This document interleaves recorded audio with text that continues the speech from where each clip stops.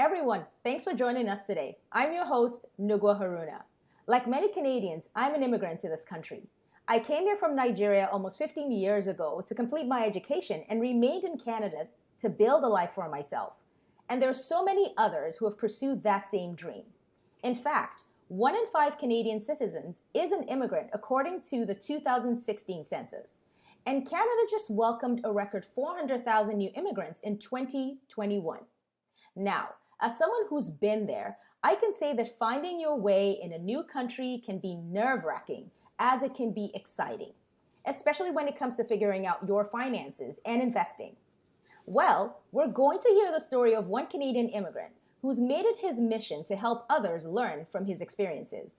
Joining us is Enoch Omololu, founder of Savvy New Canadians. His website is aimed at helping immigrants figure out their financial lives in Canada.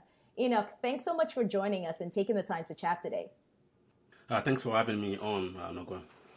All right, so I mentioned I came here as a student in 2008. I landed in Ottawa. So tell us your immigration story. Why did you decide to come to Canada and settle in Winnipeg?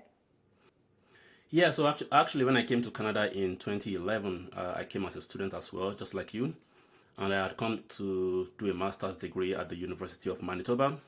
That was my initial intention. Following completing my master's studies, I stayed back with my spouse after getting a job with the provincial government of Manitoba.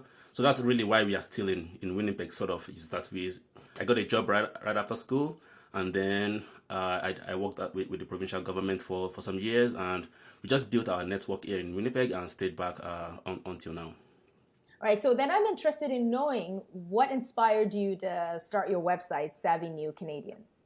As what happened is, I realized just from my experience learning about the financial landscape in Canada that the information out there was pretty limited, more so at the time. Now it's a lot better, but then you could get information about banking to some extent, about credit cards, but with regards to like the retirement account, I found it was just a bit onerous for you to get information that was easy to understand and digest. Like what was mostly available was like the government website and the information there. With all the legalese you find on those websites, I found it really challenging to understand. Most of being a newcomer, I found it challenging to really get the like what message we're trying to pass across. So as I started doing my research, checking different websites, looking up personal blogs, big blogs, and all of that, and just gathering that information, I felt, you know what, it took me a while to get this info. So for myself to crystallize that knowledge, I wanted to document it somewhere. And then in addition to that, I wanted to document it for friends who were coming to me as the financial guy to ask about, oh, what's this one for? Oh, Mister, what's that one for? So instead of answering everybody individually, I could just point them to a central resource and say, you know what, I have my summaries there, go check it out. So that was my initial reason for starting the blog in 2016. And then over that period of time until now, there have been so many other reasons why it's kept going, which is the feedback I'm getting from people who are reading it, how it's been helpful for them in understanding just the nitty-gritty of Canadian personal finance. So why do you believe that investing itself can be such an important focus for new immigrants to Canada? From my personal experience and just as a newcomer again, I see investing as a great leveler. So you could start with whatever means you have, small means, big means, whatever it is. Investing can help you square up with your peers if you do it right, is how I see it. And for newcomers in particular, that is very important because one is if you're coming in to Canada, let's say as an adult, you're probably starting already behind to an extent. And if you can understand investing and use it to your advantage, then what happens is you can at least get yourself prepared for your retirement. You can help yourself grow your portfolio, your net worth. Even if you do not qualify for all the government retirement benefits because of the time you spent in the country, a good investing strategy can help you level up so that you have enough funds when you actually retire. Compared to some countries, for example, I hail from Nigeria, and things are much better now. But when it comes to like the investment industry in Canada, it's a lot more developed. It's easier for the threshold for getting into the investment industry, or at least into investing, I should say, is a lot lower, and it's easier accessible to most people. So there's no reason why you shouldn't take advantage of that. So, so let's hear about your own investing journey. What sort of investor were you prior to coming to Canada, and how did your approach evolve as you learned more about investing in Canada? So initially, what I started off with was buying individual stocks, and my dad had introduced me to doing that because he was always like, when he goes to his broker's office, sometimes I'm in the car with him and I just see, oh, well, he's buying stocks. That sounds great. So I got introduced to buying stocks that way. But after a few years of doing that, I wasn't seeing any traction. Like, you buy these stocks and they just sit there, no price changes, or they're pretty much like just dropping like continuously. So as a young chap who was really all about getting things done, I felt like that was just way too quiet for my personality and my expectations. So over time, while I was in the university, I started day trading. So I was day trading pretty much almost every asset you can think of. Day trading apparently wasn't for me, and it took a while for me to realize that, because I had to lose tons of money over those years. Coming into Canada, I still traded for maybe almost a year. At some point, I just ran out of capital. So those 2 years, I took about 2 years thereabouts off trading, and then once I had more time, I was done with my studies, I was working, then I started looking at other possibilities, doing like research online, visiting financial blogs and all of that. These days, I do more of index investing via ETFs, so exchange traded funds for the most part. I've also done like individual stocks through like DIY investing, brokerages, buying individual stocks, but for the most part, I would say my core investment strategy these days is just using asset allocation ETFs. So I think that speaks to the different kinds of potentially new investors that you have. Because when I think about my own personal experience, when I did start my investing journey, I was well into my stay in Canada at that point, and when I started off, it was more about word of mouth. People were talking about stocks that were making money. It sounded like they were going to make all this money and walk out of the branch and never come back because they became millionaires. So I jumped in and I expected to make my millions as well, and that did not happen for me. So can you tell me a little bit about some of the biggest challenges that you faced getting started as a do-it-yourself investor in Canada? You just add so many products. Again, it's not in a bad way, but so many things were going on, so that it took a while for me to be able to sort of tease between the different products, the different types, what I actually needed for myself or what could work. And then that also segues into, well, the different accounts. Now you have like the non-registered, you have the registered. So you have to think about, okay, before I just needed to think about investing and opening an account. I didn't have to think about, should it be a TFSA, a tax-free savings account, or a registered retirement savings plan, or should it be a non-registered personal, like which is which. So all of that was challenging to start.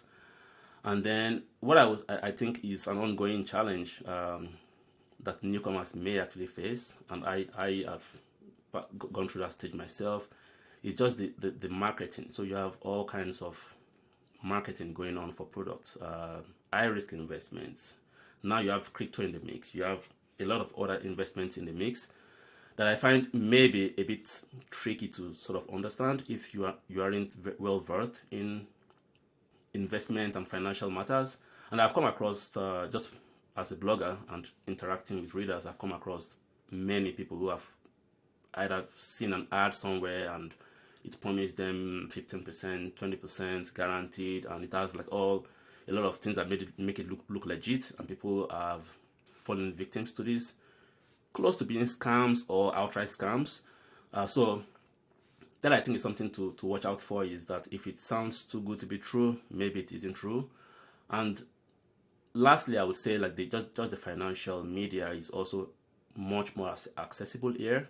If you're not careful, what that access or easy access to financial data in your face all day, what it does is that it could prompt you to be a short-term investor. So your emotions are just roller coasters. You're making trades in the morning because of this particular information, and by end of closing time, you're thinking about selling because of new information, which is always available. So it's because of that one. So it's, if you're not careful, what that access or easy access to financial data in your face all day, what it does is that it could prompt you to be a short-term investor. So your emotions are just roller coasters. You're making trades in the morning because of this particular information, and by end of closing time, you're thinking about selling because of new information, which is always available. All right, so there were some lessons, Enoch, that you learned along the way as you transitioned into more long-term investing. Can you share some of those with us? I think the most important lesson I learned just from getting out of day trading in particular would be time in the market versus time in the market. So time in the market means I'm trying to make or predict the movement or the price movement for a stock or a futures contract or something like that, and say, okay, you know what, I'm assuming that this price is going to go up to this point, and once it gets there, I'm going to get out of it, exit my position, and make some money. As opposed to when you say time in the market. Time in the market is you are just assuming that, you know what, over time, this asset class has returned this much in annual returns, and I am just going to believe that history will repeat itself in the long term and buy and hold this asset until sometime in the future when I need to maybe sell it to pay for retirement. So that was a big shift for me, because I was used to just making those quick moves several times a day, in and out, as opposed to holding the same asset in my portfolio for years on end. If you actually look at the research that has been done, is that most likely you are better off just hanging on to an asset as long as it's in line with your risk profile or your risk tolerance over time, as opposed to getting in and out and assuming that you can beat the market. Maybe you're better off just waiting for the market to do its thing, as opposed to trying to assume that you are smarter than the market, which really is like the baseline for all investors trading the market. The other lesson I think is maybe worth noting is just portfolio diversification. So what happens is what happened is, when I was day trading, I was buying individual assets and buying and selling them. My portfolio was really tilted towards just one asset at any point in time. Whereas these days, with the ETFs I hold, these ETFs are made up of thousands of stocks, thousands of bonds. What that means is my portfolio is much more diversified, and what diversification does is it reduces the volatility that my portfolio sees. So there are months when I don't actually even check what my portfolio is doing. So 2 months could go by and I haven't checked what my portfolio is doing, because I sort of just know that the turbulence my portfolio is experiencing is not as bad, as opposed to when I was holding just one stock and every day I had to check it, because if it went down 50%, my portfolio was down 50%. Whereas with portfolio diversification, you are seeing a lot less turbulence, and that can also help in sticking with my strategy.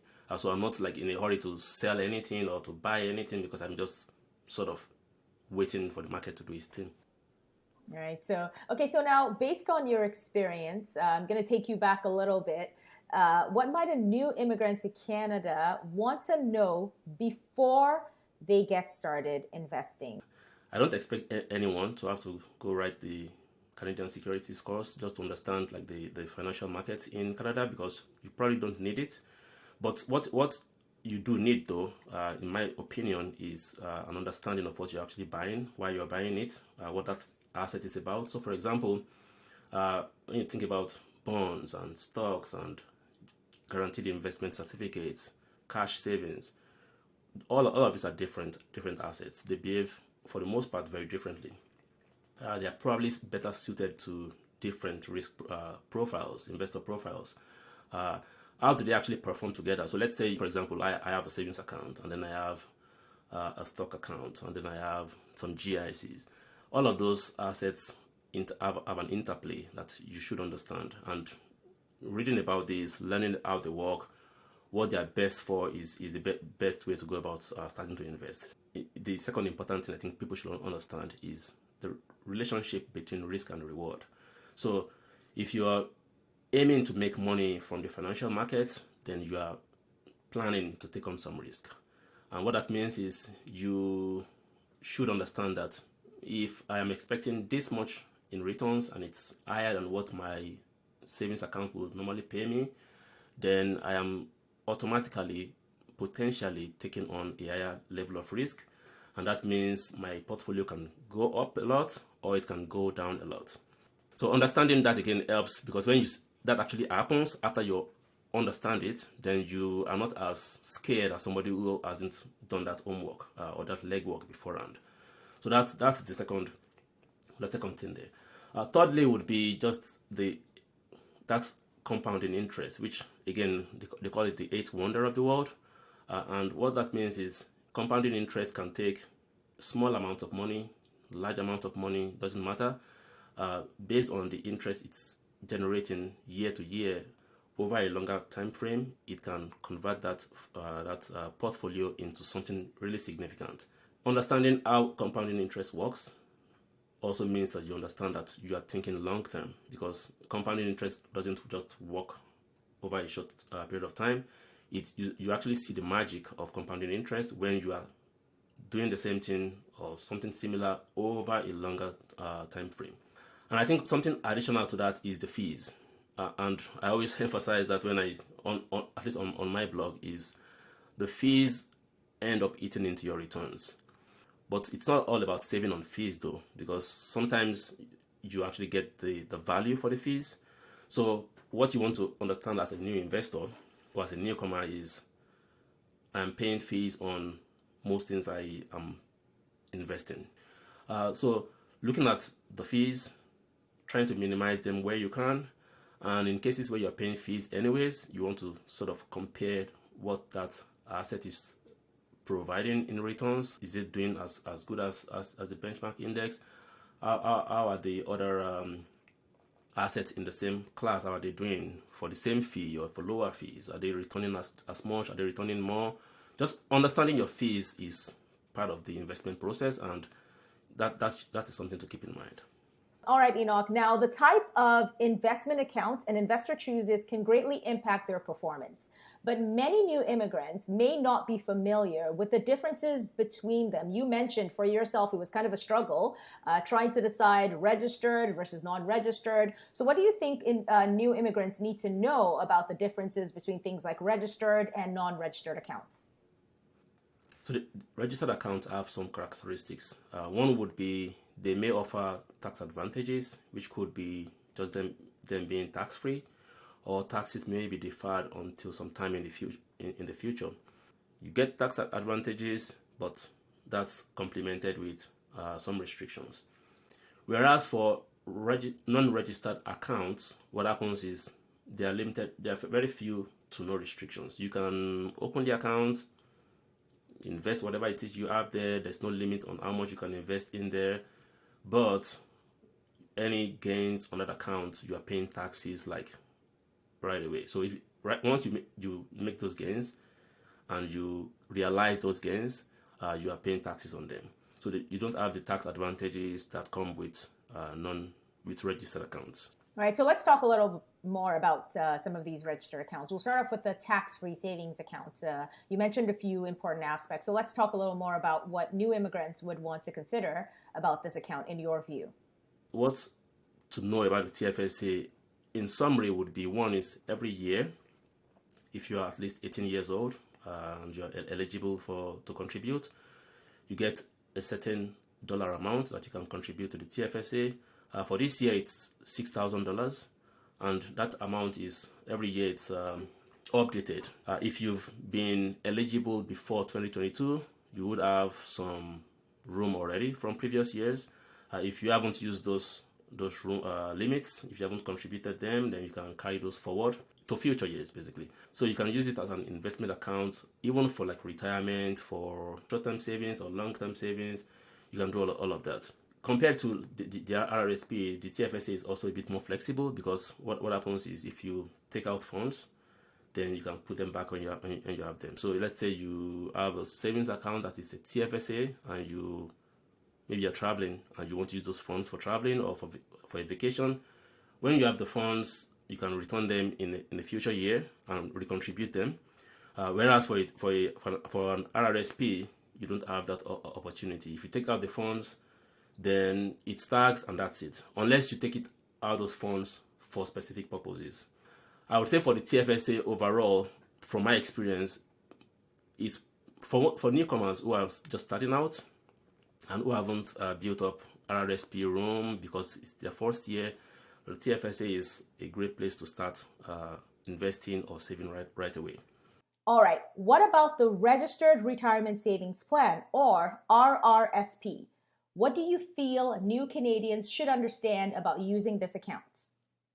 First and foremost, the RRSP is designed for retirement savings. So if you're, again, planning for your retirement in the future, it's a great way to save towards the retirement without worrying about taxes, because contributions you make to the RRSP are not taxed if they are providing you with dividends, or they're providing you with income or capital gains. All of that stays in the account, continues to grow. And then when you retire in the future and start making withdrawals, oftentimes you're retiring at a lower marginal tax rate. So you're still getting tax benefits because you're paying lower taxes on these withdrawals. Every year you get contribution room, and that contribution room is based on your earned income. So the earned income, in the sense that your employment income or self-employment income from the previous year, is used to calculate how much contribution room you have. So for example, let's say you earned this much in 2022, then after filing your taxes early 2023, you can calculate how much your RRSP contribution room will be for 2023 based on 2022 income earned. And the amount is a percentage, so 18% of your earned income up to a maximum. For 2022, the maximum is just over $29,000. By investing in an RRSP, you get a deduction, so it lowers your income. You get a refund from the government because now your income is lower and your employer has potentially taxed you based on just your general income. So that refund, you can even further maximize the RRSP by reinvesting that refund. So you've pretty much doubled up on the tax savings and potentially increased the rate at which your portfolio grows. Contributing to your RRSP can also help you maximize your Canada Child benefits, because when you contribute to an RRSP in that tax year, when you're filing your taxes the next year, you can deduct the contribution amount from your taxable income. The Canada Child benefit is income tested, so the lower your taxable income, the more you potentially get from that benefit, which can be a lot over. I mean, this is a monthly payment, so if you have more than one child, that could be a significant amount of money. Something else to note for the RRSP, I believe, is the home buyers plan.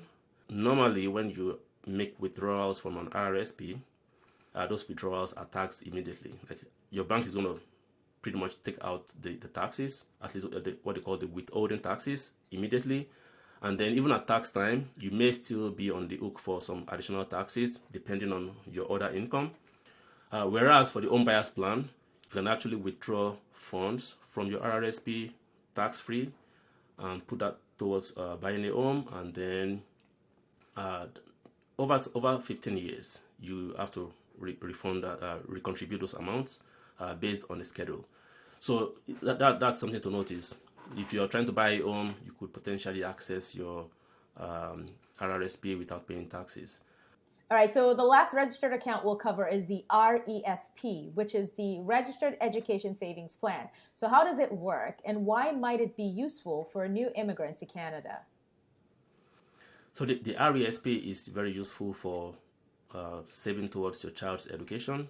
So as a newcomer, if you do have kids, then this plan is probably one of the best ways you can use to help your kids so that when they actually go to a college or university in the future, they don't have as much or a burden for student loans and all of that.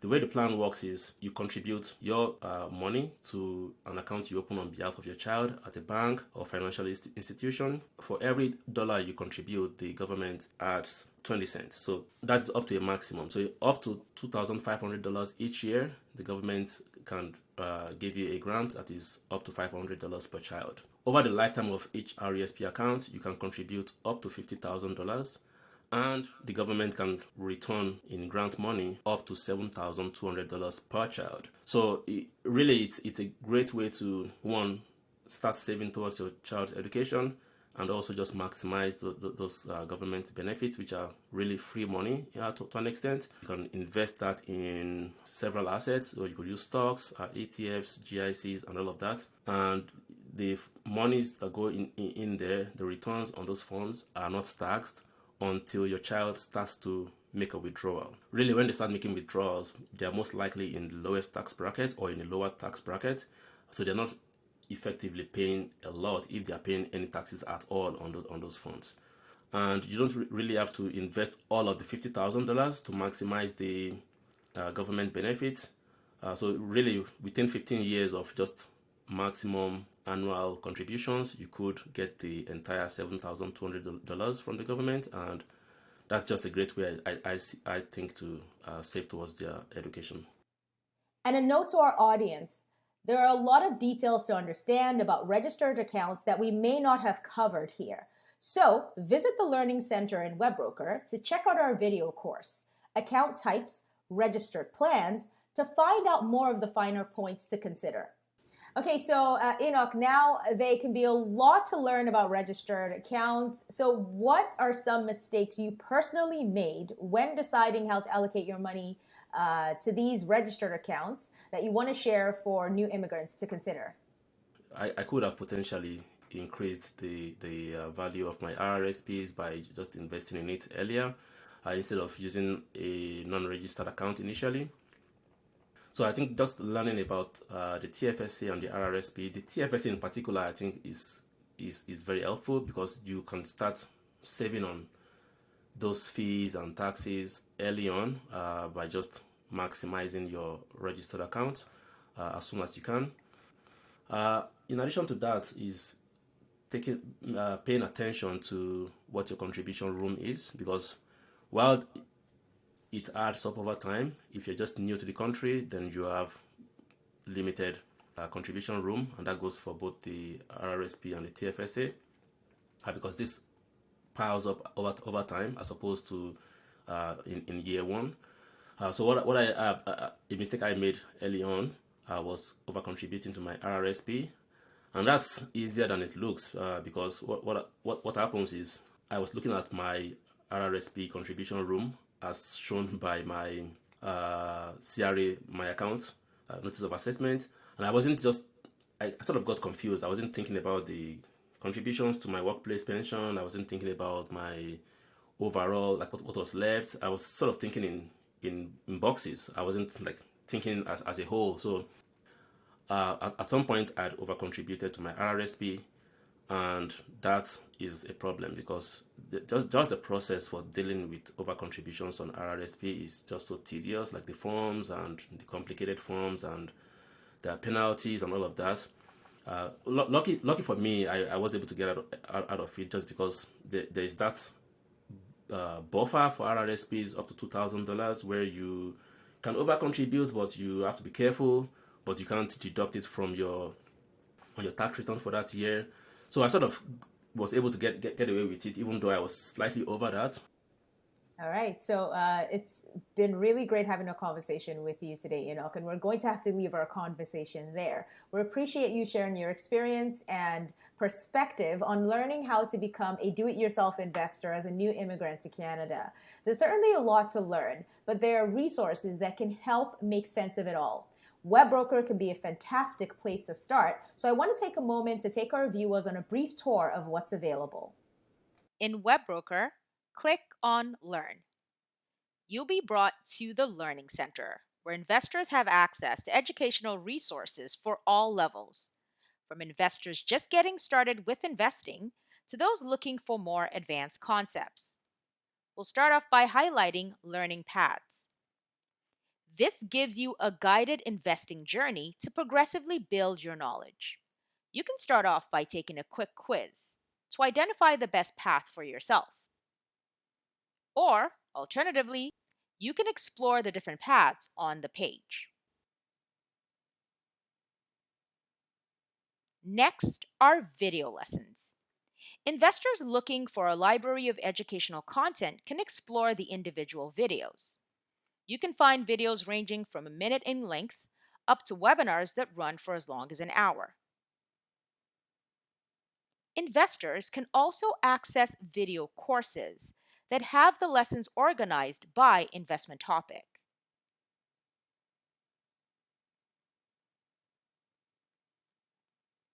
For more interactive learning, you can access our masterclass schedule for daily live interactive sessions hosted by instructors on a wide variety of topics. Here, you can learn more about your preferred topic as well as pose your questions to instructors and get those questions answered in real time. Simply click on a class, review the description, and register.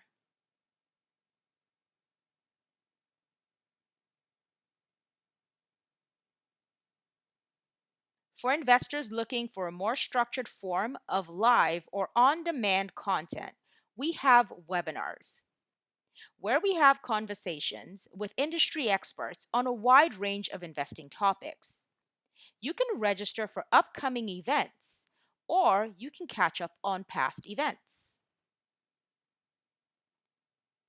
You also have the ability to filter by knowledge level or by investment topic, and this will help you narrow down the options presented to you.